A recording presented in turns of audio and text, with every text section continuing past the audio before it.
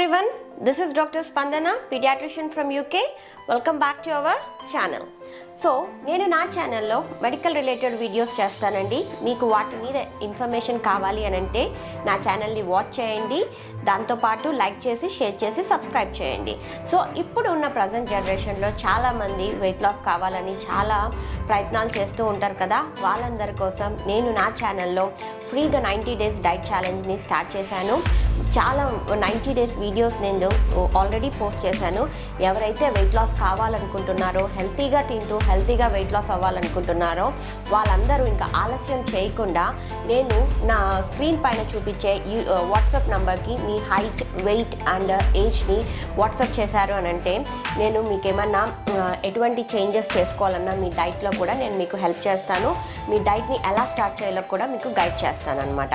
ఇంకా లేట్ చేయకుండా, ఆలస్యం చేయకుండా మీరు నా వాట్సాప్ నెంబర్కి మెసేజ్ చేయండి. సో ఇవాల్టి టాపిక్ ఏంటి అని అంటే నేను విటమిన్ డి గురించి మాట్లాడదాం అనుకున్నానండి. దాని యొక్క ఇంపార్టెన్స్, దాని యొక్క డెఫిషియన్సీ వల్ల వచ్చే ప్రాబ్లమ్స్ ఏంటి, అది మనం ఎలా మన డైట్లో ఇంక్లూడ్ చేసుకోవాలి అన్న టాపిక్ మీద నేను మాట్లాడదాం అనుకున్నాను. ఎందుకు నేను ఇవాళ ఈ పర్టికులర్ టాపికే తీసుకున్నాను అని అంటే గత ఒక 2-3 వీక్స్గా నా డైట్ని ఫాలో అవుతున్న వాళ్ళందరి చేత నేను బ్లడ్ టెస్ట్ చేయించానండి. మ్యాక్సిమం నంబర్స్ వరకు విటమిన్ డి డెఫిషియెంట్ ఉన్నారనమాట. సో వాళ్ళందరి కోసమని నేను ఇది వాళ్ళందరి కోసమే కాదు, మీ అందరికీ ఉపయోగపడుతుందని ఈ టాపిక్ని ఎంచుకొని ఇవాళ నేను ఈ టాపిక్ గురించి డిస్కస్ చేస్తాను. ఇంకెందుకు ఆలస్యం, let's go in to the video. ఇక మనం విటమిన్ డి గురించి చెప్పాలి అని అంటే it is one of the important and unique vitamin అనమాట. ఎందుకు దీన్ని యూనిక్ విటమిన్ అన్నాను అని అంటే ఇది మన స్కిన్లోనే ప్రొడ్యూస్ అవుతుంది when we are expose to sunlight. So అందుకని నేను దీన్ని యూనిక్ విటమిన్ అని చెప్పాను. ఇప్పుడు ఇండియా గురించి మాట్లాడాలి అని అంటే India is the blessed country అండి. ఇండియాలో మనకు త్రూఅవుట్ ద ఇయర్, మనకు సంవత్సరం పొడవునా మనకు సన్లైట్ ఎప్పుడూ దొరుకుతుంది అనమాట. కానీ మనము బయట కంట్రీస్ చూసుకున్నాము అని అంటే యూకే కానీ, యుఎస్ఏ కానీ, కెనడా, ఆస్ట్రేలియా, న్యూజిలాండ్, ఈ కంట్రీస్లో వీళ్ళందరికీ మాకందరికీ 6 months వరకే ఎండాకాలం ఉంటుందండి, సమ్మర్ సీజను. అప్పుడే మనం డే లైట్ ఎక్కువగా చూస్తాము. వింటర్స్లో మాకు డే లైట్ చాలా తక్కువగా ఉంటుంది. సో ఈ కంట్రీస్లో వాళ్ళకు విటమిన్ డి డెఫిషియన్సీ అనేది కామన్గా చూస్తాము. కానీ మన దురదృష్టం ఏంటి అని అంటే ఇండియాలో ప్రస్తుతము 70-90% ఆఫ్ ద పాపులేషన్ విటమిన్ డితో డెఫిషియన్సీ తోటి బాధపడుతూ ఉన్నారు.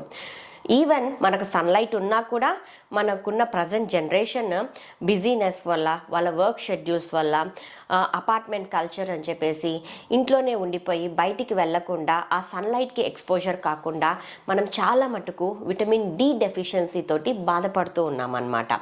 సో ఇక విటమిన్ డి గురించి చెప్పాలి అని అంటే it is one of the important vitamin which is responsible for many functions in the body.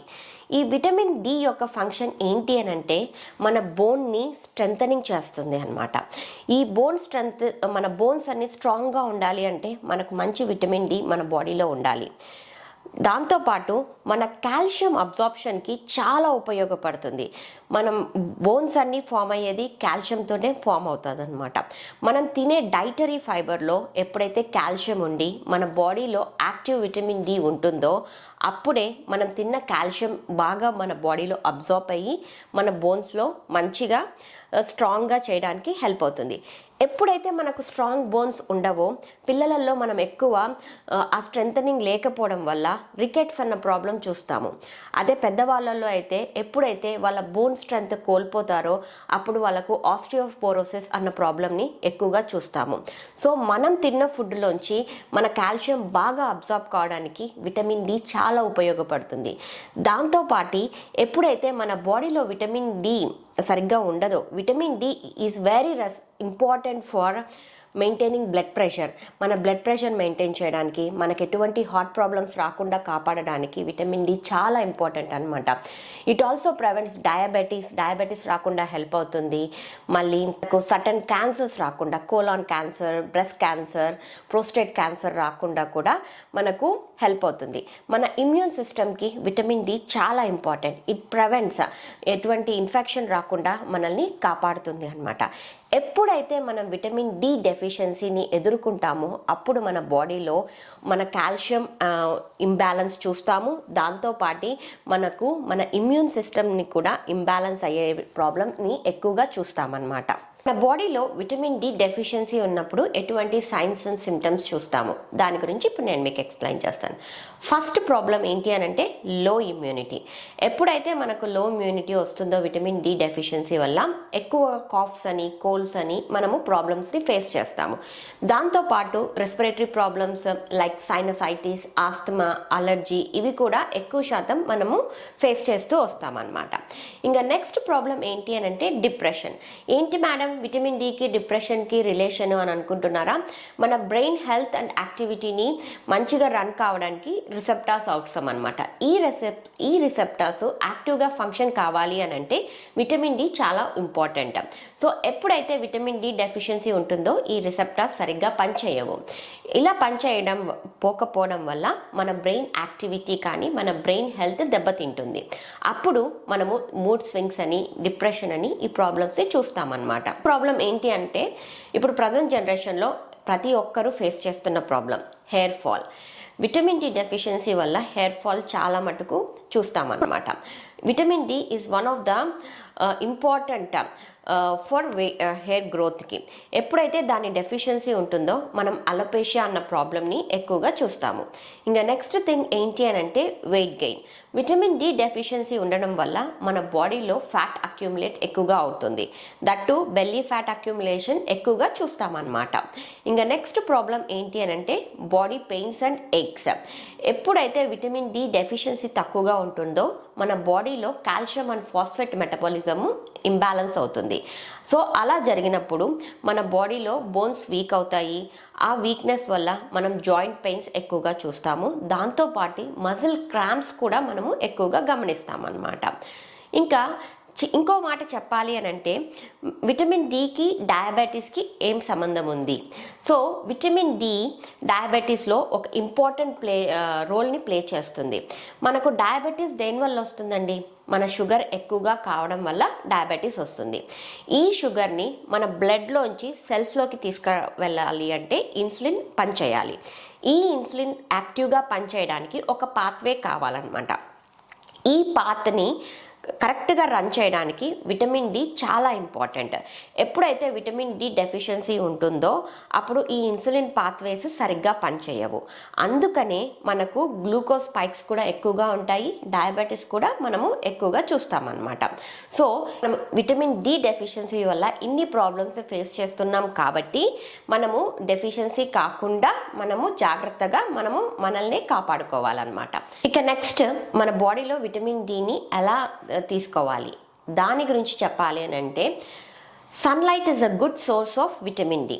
అందుకని ఇప్పుడు చాలామంది అపార్ట్మెంట్ కల్చర్ అని బయటికి వెళ్ళకుండా ఎక్కువ లాంగ్ టైం కంప్యూటర్స్ ముందు వర్క్ చేయడం, ఆఫీస్ వర్క్స్ వల్ల వాళ్ళకు టైం దొరకడం లేదు బయటికి వెళ్ళి సన్లైట్కి ఎక్స్పోజ్ కావడానికి. కాబట్టి అట్లీస్ట్ మార్నింగ్ ఒక హాఫ్ అన్ అవర్ కానీ ఈవినింగ్ సన్సెట్కి ముందు ఒక హాఫ్ అన్ అవర్ కానీ మీరు వాక్ చేసినట్లయితే మీ బాడీ సన్లైట్కి ఎక్స్పోజ్ అవుతుంది. ఒక హాఫ్ అన్ అవర్ ఎక్స్పోజర్ వల్ల మీకు విటమిన్ డి మీ బాడీలో అదే సింథసైజ్ అవ్వడానికి హెల్ప్ అవుతుందన్నమాట. ఎవరికైతే ఇలా సన్లైట్లో వాక్ చేయడానికి కుదరదో వాళ్ళు విటమిన్ డి రిచ్ ఉన్న ఫుడ్ కంపల్సరీ తీసుకోవాలి. ఈ విటమిన్ డి ఏ ఫుడ్స్లో ఎక్కువగా ఉంటుంది అని అంటే ఫస్ట్ ఐటమ్ వచ్చేసేసి మిల్క్. 1 గ్లాస్ ఆఫ్ మిల్క్ మీరు తాగారు అని అంటే 30% of your daily requirement of vitamin D మీకు లభించేస్తుంది. అందుకని పిల్లలకి at least 1 glass to 2 glasses of milk ఖచ్చితంగా ఇవ్వాలి అని అంటాము. ఎందుకు అంటే వాళ్ళ గ్రోత్కి ఇంపార్టెంట్ అవుతుంది, దాంతోపాటు వాళ్ళ బోన్స్ని స్ట్రాంగ్ చేయడానికి హెల్ప్ అవుతుంది అన్నమాట. సో మిల్క్లో అట్లీస్ట్ 1 గ్లాస్ ఆఫ్ మిల్క్లో మనకు 30% వచ్చినప్పుడు మన పిల్లల డైట్లో ఎందుకు ఇంక్లూడ్ చేయకూడదు? కంపల్సరీగా ఇవ్వండి. ఇంకా నెక్స్ట్ ఫుడ్ విషయానికి వస్తే యోగట్. ఇప్పుడు మన 90 డేస్ డైట్ ప్లాన్లో చూసుకున్నారు అని అంటే నేను ప్రతి ఒక్క రోజు బటర్ మిల్క్ ఖచ్చితంగా మన డైట్లో ఇంక్లూడ్ చేశాను. ఎందుకు ఇంక్లూడ్ చేశాను? బటర్ మిల్క్లో చాలా హెల్త్ బెనిఫిట్స్ ఉంటాయి. కాల్షియం ఉంటుంది, రైబోఫ్లావిన్ ఉంటుంది, విటమిన్ డి ఉంటుంది. సో మీరు అలా 1 గ్లాస్ ఆఫ్ బటర్ మిల్క్ తీసుకున్నారు అని అంటే at least 10-20% of your daily requirement of vitamin D మీ బాడీకి లభిస్తుంది. ఇంకా నెక్స్ట్ ఫుడ్ విషయానికి వస్తే soya milk and soya products. Soya మిల్క్తో చేసిన టోఫూలో కూడా చాలా మంచి విటమిన్ డి లభిస్తుంది అన్నమాట. ఇంకా నాన్ వెజిటేరియన్స్కి చెప్పాలి అంటే fish is a very good source of vitamin D. ఇంకా వెజిటేరియన్స్కి చెప్పాలి అంటే మష్రూమ్స్. చాలామంది మష్రూమ్స్ తినడానికి ఇష్టపడరు, కానీ మష్రూమ్స్లో చాలా హెల్త్ బెనిఫిట్స్ ఉన్నాయి. Mushroom is one of the super food for weight loss కూడా. కాబట్టి ఇప్పుడు దాకా ఎవరైతే మష్రూమ్స్ తినడం లేదో వాళ్ళు మీ డైట్లో కంపల్సరీగా ఇంక్లూడ్ చేసుకోండి. ఇప్పుడు మనకు సూపర్ మార్కెట్లో దొరికే మష్రూమ్స్ని బటన్ మష్రూమ్స్ అంటారు. ఇవి ఏంటి అంటే సన్లైట్కి ఎక్స్పోజ్ కాకుండా ఇవి పెంచుతారనమాట. వాటిలో విటమిన్ డి అంతగా ఉండదు. దీంట్లో విటమిన్ డిని పెంచాలి అని అంటే మీరు కుక్ చేసుకునే ముందు ఒక 15 మినిట్స్ ముందు సన్లైట్కి ఎక్స్పోజ్ చేశారు అని అనుకోండి, మీకు దాంట్లో విటమిన్ డి అలా సింథసైజ్ అవుతుంది. దాన్ని మీరు కుక్ చేసుకున్నా కూడా మీరు ఈజీగా మీ బాడీలో అబ్జర్బ్ అవుతుంది అనమాట. ఎస్పెషల్లీ మష్రూమ్స్ విషయానికి వస్తే వైల్డ్ మష్రూమ్స్, అడవి మష్రూమ్స్ ఉంటాయి కదా, ఆయిస్టర్స్ మష్రూమ్స్ అని, వైల్డ్ మష్రూమ్స్లో ఎక్కువగా విటమిన్ డి లభిస్తుంది అనమాట. ఇంకా మనకు డైలీ మన ఒంటింట్లో దొరికే నువ్వులు, సెస్మీ సీడ్స్. ఈ సెస్మీ సీడ్స్లో కాల్షియం ఉంటుంది, మెగ్నీషియం ఉంటుంది, ఫైబర్ ఉంటుంది, దాంతోపాటు విటమిన్ డి కూడా ఉంటుంది. సో మీరు నువ్వుల లడ్డు రూపంలో కూడా చేసుకొని మీరు ఆ నువ్వుల్ని తినొచ్చు అనమాట. సో ఇంకా దీంతో పాటు రాగిలో మంచి విటమిన్ డి ఉంటుంది. మళ్ళీ అమరాంతస్ లీవ్స్, దీన్ని తెలుగులో తోటకూర అంటారు. ఈ తోటకూరలో కూడా ఎక్కువ విటమిన్ డి ఉంటుంది. సో ఇంకెందుకు ఆలస్యం, ఈ ఫుడ్స్ అన్నీ మీ డైట్లో ఇంక్లూడ్ చేసుకొని న్యాచురల్ ఫార్మ్ ఆఫ్ విటమిన్ డిని మీ బాడీకి సప్లిమెంటేషన్స్గా ఇవ్వచ్చు అనమాట. సో మీ అందరికీ చెప్పాను vitamin D is very important. కానీ ఆ లెవెల్స్ ఎంత మెయింటైన్ చేసుకోవాలి మన బాడీలో అది కూడా తెలుసుకోవాలి కదా. Daily requirement at least 600 units of vitamin D మన బాడీకి ఉపయోగం అనమాట. ఎప్పుడైతే మనం బ్లడ్ టెస్ట్ చేయించుకుంటామో మన విటమిన్ డి లెవెల్ 20-40 మధ్యలో ఉంది అని అంటే అది ఇన్సఫిషియంట్, మనము డెఫిషియంట్ అనమాట. అప్పుడు మనం సప్లిమెంటేషన్ ఖచ్చితంగా తీసుకోవాలి. మీ డాక్టర్ని కన్సల్టేషన్ చేశారు అని అంటే మీకు విటమిన్ డి సప్లిమెంటేషన్స్ ఇస్తారు ఒక 5 వీక్స్ ఆర్ 5 to 6 వీక్స్. మీరు అది వాడిన తర్వాత మీ విటమిన్ డి లెవెల్స్ నార్మల్ అవుతాయి. ఆ నార్మల్ అయిన లెవెల్స్ని మీరు ఈ డైట్ ఫుడ్ ద్వారా మీరు నార్మలైజ్ చేసుకోవచ్చు. ఎప్పుడైతే మన బాడీలో 40 to 60 మధ్యలో ఉన్నిందనుకోండి అది నార్మల్ విటమిన్ డి లెవెల్. చాలామంది అనుకుంటారు ఏముంది రోజు ఒక విటమిన్ డి ట్యాబ్లెట్ వేసుకుందాం అది సరిపోతుంది కదా అని అనుకుంటారు. కానీ విటమిన్ డి ఎక్కువగా అవ్వడం కూడా మంచిది కాదండి. గ్రేటర్ దాన్ 100 మటుకు రీచ్ కాకూడదు అనమాట. సో మన బాడీలో good levels of vitamin D ఎంత ఉండాలి అని అంటే 40 to 60. సో ఈ వీడియో ద్వారా మీ అందరికీ విటమిన్ డి యొక్క ఇంపార్టెన్స్, దాని డెఫిషియన్సీ, దాన్ని ఎలా ఓవర్కమ్ చేయాలనేది ఎక్స్ప్లెయిన్ చేశాను. ఇంకా ఆలస్యం చేయకుండా నేను చెప్పిన ఫుడ్ని మీ డైట్లో ఇంక్లూడ్ చేసుకోండి. ఈ ఫుడ్ మన 90 డేస్ డైట్ ప్లాన్లో నేను చాలా ఎవ్రీడే ఇంక్లూడ్ చేస్తూ వచ్చాను. ఎందుకు అంటే మీకు విటమిన్ డి కరెక్ట్గా మీ బాడీకి లభించాలని. సో ఇంకొక మంచి వీడియోతోటి, ఇంకొక హెల్తీ టాపిక్ తోటి మళ్ళీ మీ ముందుకు వస్తాను. Till then have a nice day. Thank you.